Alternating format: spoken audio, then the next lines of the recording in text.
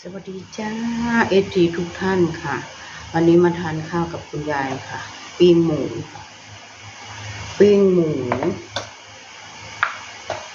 น้ำพริกแมงแคงดอกกระเจียวสุกน้ำพริกแมงแคงค่ะยายทำเองค่ะแล้ววันนี้ก็ปิ้งหมูก่อนมาเลือกFGมาทานข้าวกับคุณยายโอ้ยเมื่อนี่กินข้าวเต็มที่เมื่อวานนี้กินบ่ได้เลยนอนทั้งวันไปออกกำลังกายมาเมื่อยมากค่ะแล้วกินน้ำพริกก่อน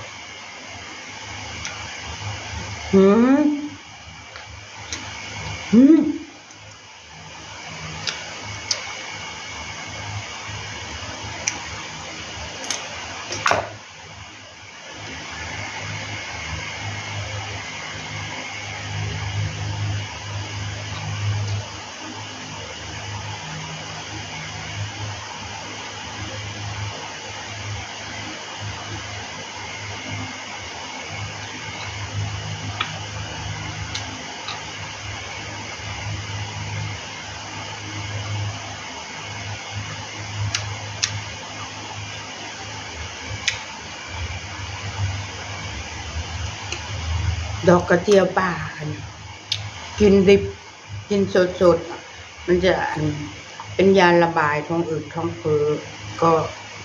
ลมกดก็จะสบาย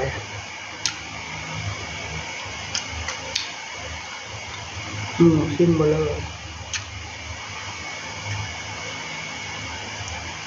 อมันทั้งนั้น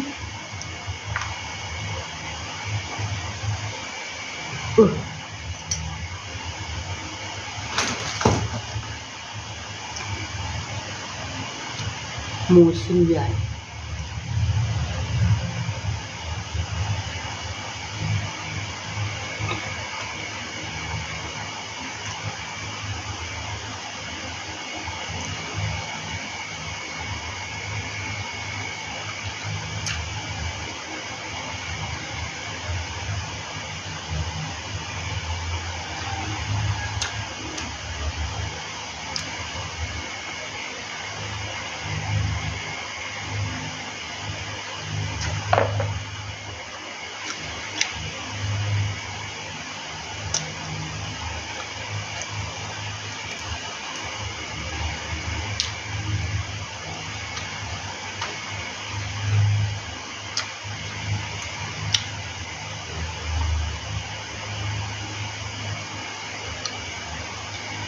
ค่ะอร่อยแซ่บ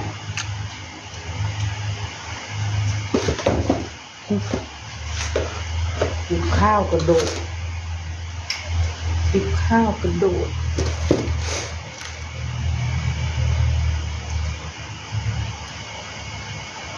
จ้ำโทน้ำพริกนี่ก็แซ่บแล้ว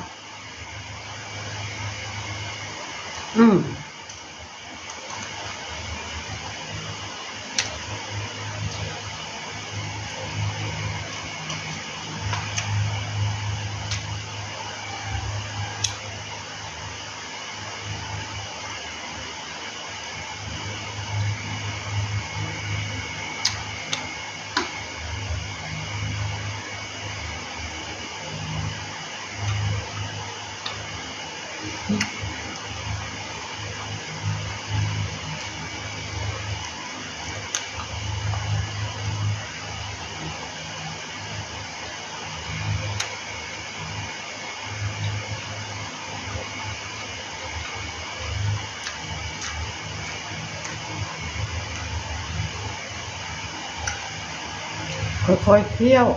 ให้ละเอียดอาหารกระเพาะจะได้ไม่ต้องทำงานหนัก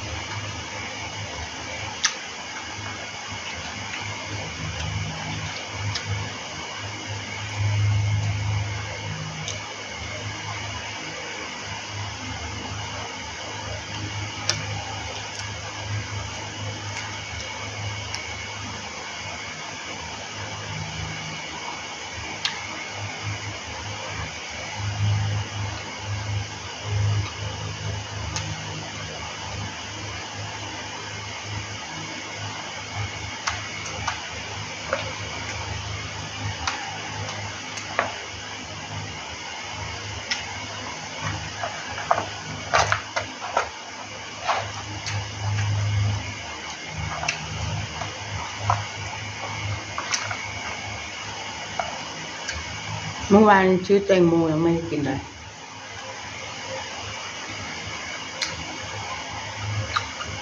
จริง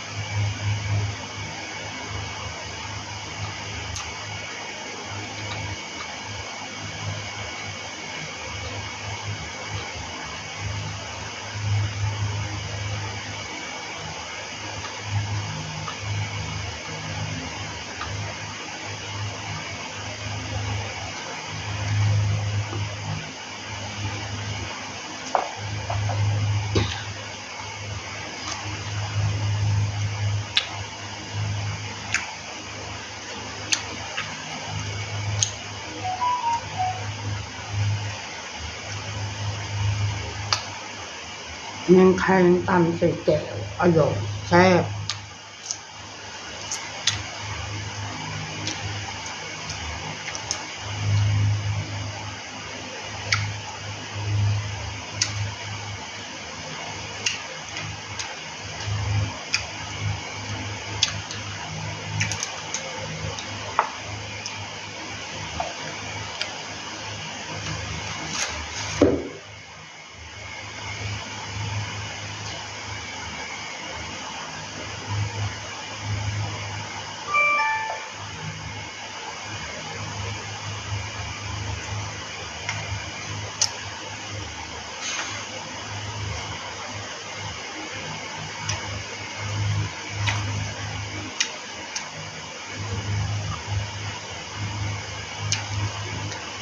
พอความเข้าดังบ่ได้เปิด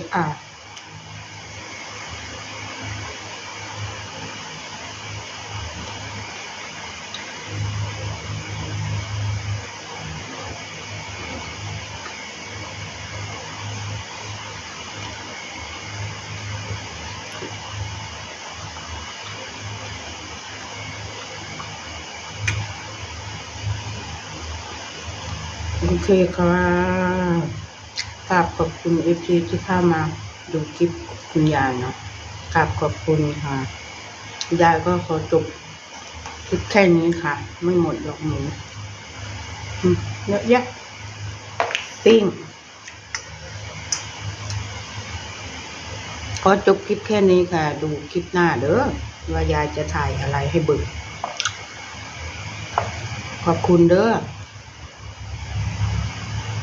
ขอบคุณค่ะบ๊ายบายขอลาไปก่อน